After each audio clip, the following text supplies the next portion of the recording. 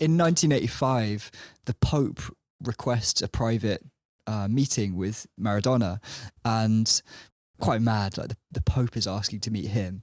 And obviously Maradona being a Catholic, this is a great honor. So him and his family and his agent, a guy called George Sitaspila, travel to Rome to meet the Pope.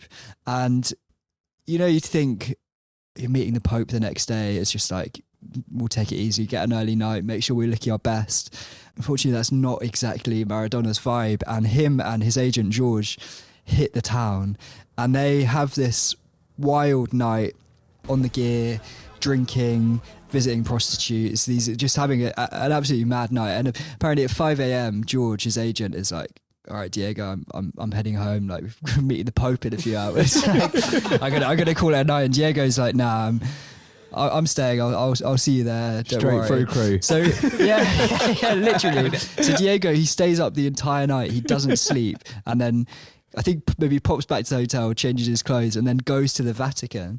And you can imagine there's like a media frenzy there. So many fans and photographers and stuff wanting to see him.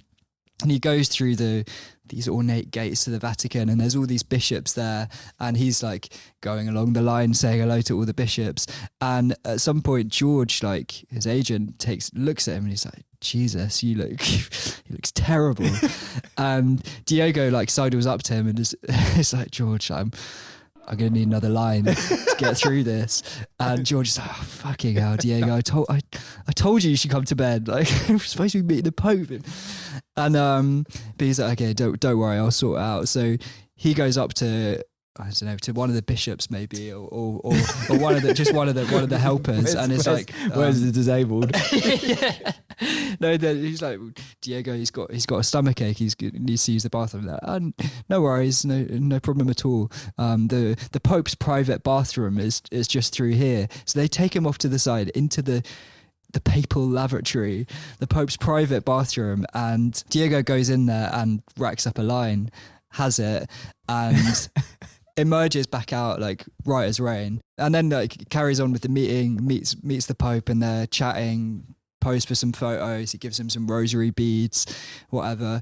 And in his autobiography, Diego recalls this meeting, and he talks about going into the Vatican and seeing the marble staircase and these incredible gold ceilings, and then chatting to the Pope, and the Pope's like giving it the big one about what the church is doing to help poor kids. And Diego said he just turned to him and he's like, so sell the ceilings, mate, do something.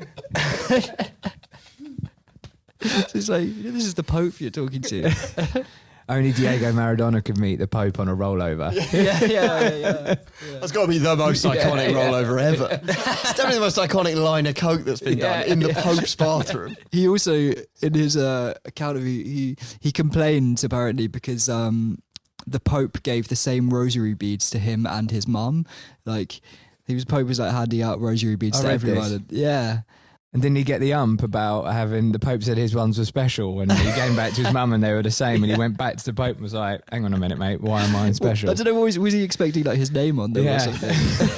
Surely the Pope's like, listen, mate, you're on thin ice as it is. You're doing bag in my loo. You stink of booze. You've had a go at me about my ceilings. Now you want more rosary beads.